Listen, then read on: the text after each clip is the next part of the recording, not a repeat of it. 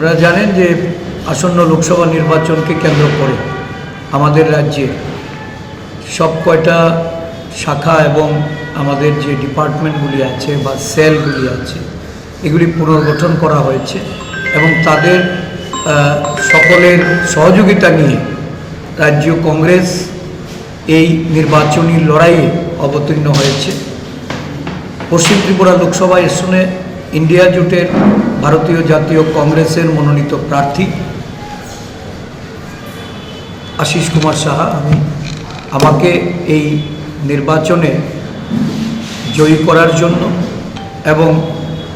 পশ্চিম ত্রিপুরায় অন্তর্ভুক্ত 7 নম্বর বিধানসভা রামনগর কেন্দ্রের উপনির্বাচনে ইন্ডিয়া জোটের বামফ্রন্ট প্রার্থী রতন দাসকে জয়ী করার জন্য পূর্ব ত্রিপুরা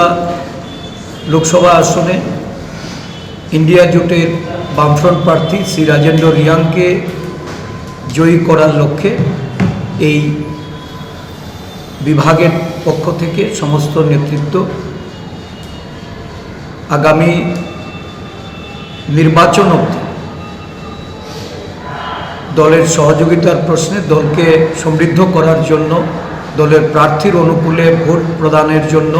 তারা নিরলসভাবে